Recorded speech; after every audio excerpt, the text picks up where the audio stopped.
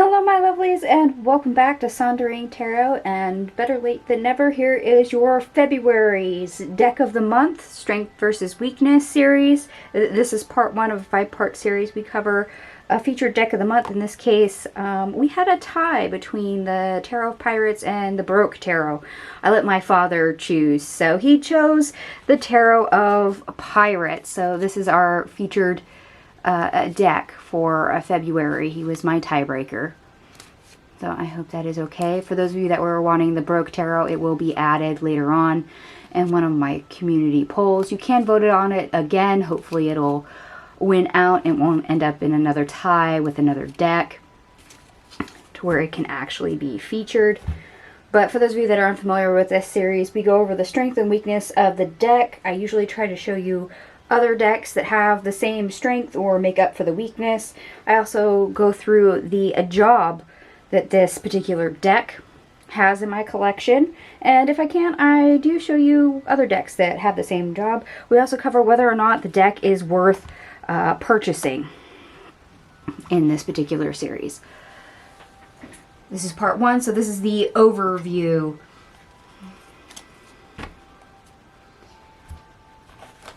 So apologies, I'm going to zoom us in briefly, just so you can get a closer look at this deck in case you are unfamiliar with it. This is a low scale barrow deck, and as you can see from my box, I have the Russian version. I actually had to buy it from Ukraine because this is an out of print deck. Hence why the additional card is not in English. And my guidebook, let's face it, low scale barrow guidebooks suck, is also in Russian. It is not in English. But for those of you that have never seen any of this deck, I'm going to flip through it as we go through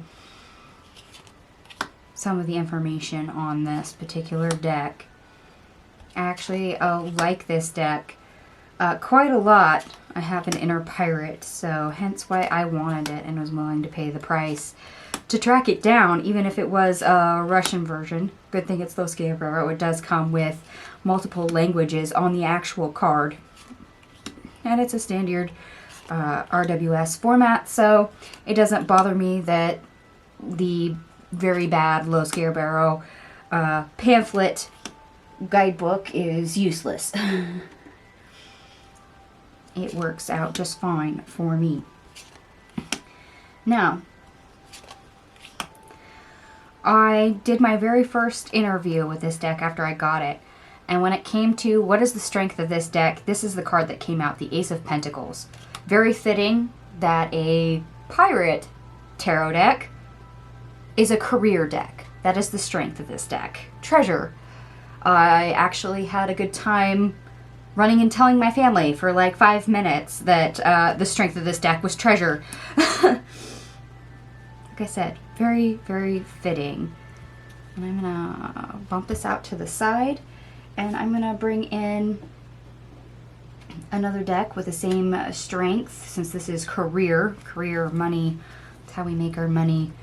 And this is another deck that I've actually featured on this particular series already. This is the Ethereal Visions Illuminated Tarot.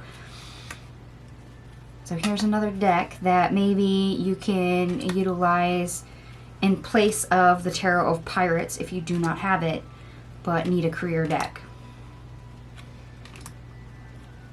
They are very different aesthetics, and remember, this is about, never about the aesthetics. It's about the strength and weakness of the deck, the energy in the deck, not about the actual looks. I will warn you that the Ethereal Visions Illuminated Tarot is slightly oversized for a tarot deck. It also has 2 additional cards. So whether or not that is a plus or a turnoff is up to you.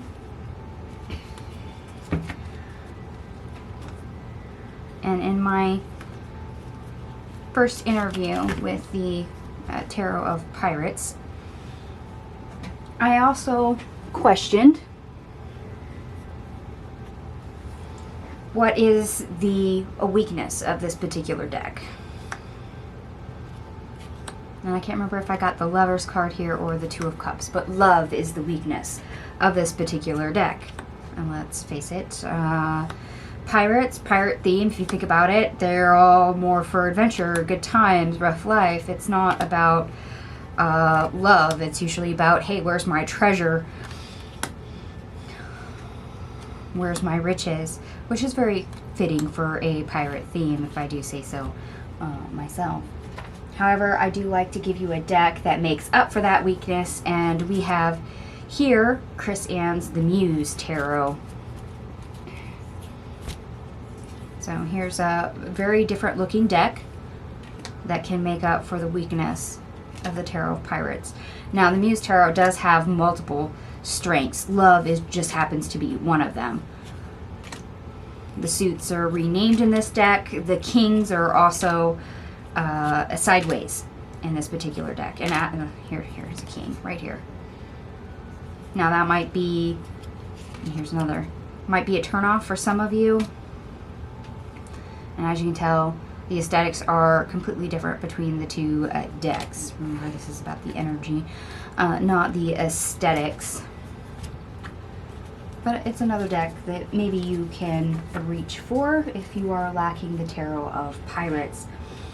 Now, when it comes to the job of this particular deck, even though I have other decks that have the same job, they didn't want me to show you it. They want me to do that for the perfect pairs or the anti-pairs.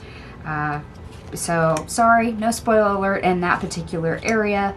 At this time, you'll have to watch the other sections for that. But the job of this deck, it's funny because they could have given me a simple answer on that. But instead, they quoted the Pirates of the Caribbean for the Tarot of Pirates. More like guidelines than actual rules is what they gave me. Which is in reference to the Pirates Code. It's completely perfect, very cheesy, very on point. So for those of you that are not familiar with Pirates of the Caribbean, or how that actually translates, it means guided suggestions. It is what this deck does for a job.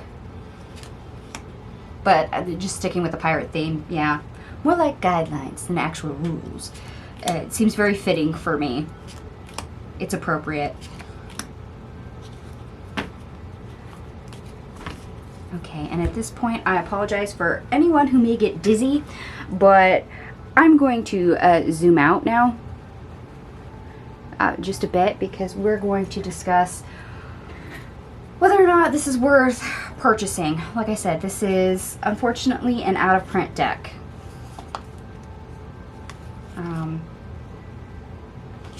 This is about the same size as a standard tarot deck. It comes in a tuck box. Most of us hate tuck boxes, and I don't know if you can see the corners of my tuck box, but this got damaged on like 3 of the corners at the top, and it shipped that way. Remember, this came all the way from the Ukraine, which isn't bad when it comes to damage.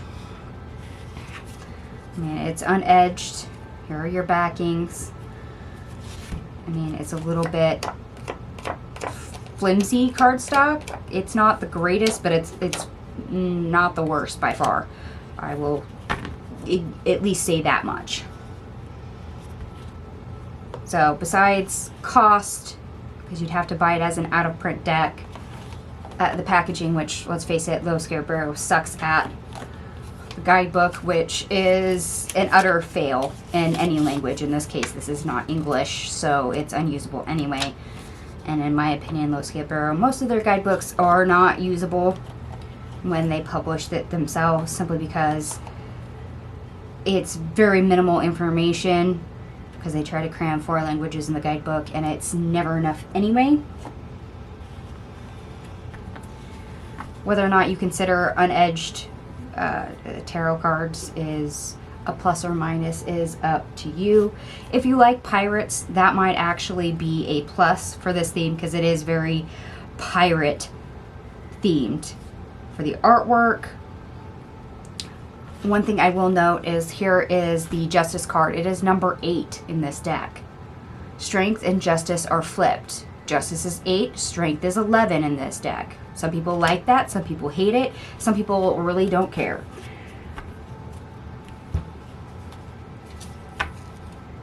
I mean, this used to be a mass market deck, but it is out of print. I'm sorry for those of you that never saw it, like me. Whether or not you get a copy at any point in the future is going to be very difficult to say. Like I said, I had to go all the way to the Ukraine just to get this copy.